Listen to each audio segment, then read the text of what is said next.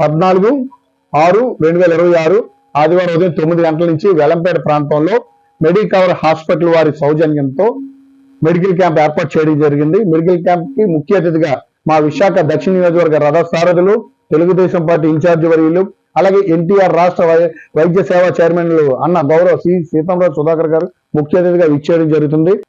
Patients ఉన్నారు. Patients అందరికీ కూడా షుగరు, బీపీ, థైరాయిడ్, గైనికి సంబంధించినవి ఏవైతే ఉన్నాయో అన్ని కూడా ఉచిత చెకప్లు చేస్తూ, అదేవిధంగా పెయిన్ కిల్లర్స్, అలాగే పారాసిటమాల్ ఇవన్నీ కూడా, అంటే ఇటు జ్వరానికి కానివ్వండి, నొప్పులకు కానివ్వండి, వాటన్నిటికి కూడా ఉచిత మందుల పంపిణీ కూడా వారికి ఇవ్వడం జరుగుతూ ఉంది.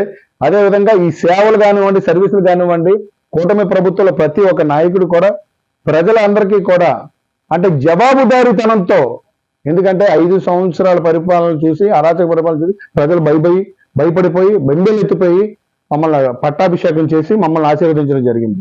వాళ్ళ మీద రోతతో, మా మీద నమ్మకంతో, ఏ నమ్మకంతో అయితే మమ్మల్ని పట్టాభిషేకం చేయడం జరిగిందో ఆ పట్టాభిషేకంలో మమ్మల్ని ఆశీర్వదించిన ప్రతి ఒక్క ఓటర్కి కూడా మేము జవాబుదారీతనంతో అటు ప్రభుత్వ సంక్షేమ ఫలాలు కానివ్వండి, పథకాలు కానివ్వండి, ప్రభుత్వ మౌలిక వసతులు కానివ్వండి అందించడంలో మేము అందరం కూడా తల మునకలై నిమగ్నం అవుతా ఉన్నాము.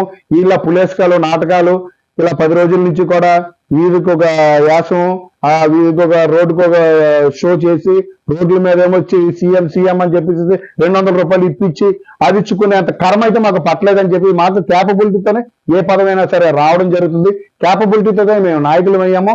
క్యాపబిలిటీతోటే మేము పరిపాలన కొనసాగిస్తా ఉన్నామని చెప్పేసి తండ్రి పేరు చెప్పుకొని 5 సంవత్సరాల పరిపాలన వచ్చిన తర్వాత వచ్చిన వెంటనే మళ్ళీ అరాచక పరిపాలన చేసిన అయితే నాయకులు కాదు, క్యాపబిలిటీతో నాయకులు అవడం జరిగింది. కూటమి నాయకులు ప్రతి ఒక్కరు కూడా క్యాపబిలిటీతో ప్రతి ఒక్కరు కూడా పరిపాలన సాగిస్తా ఉన్నారని చెప్పేసి ప్రతి ఒక్కరితో ఓటు వేసిన ప్రతి ఒక్క ఓటర్కి కూడా జవాబుదారీతనంతో పనిచేస్తున్నామని చెప్పి మీకు మీడియా ద్వారా తెలియజేయడం జరుగుతుంది.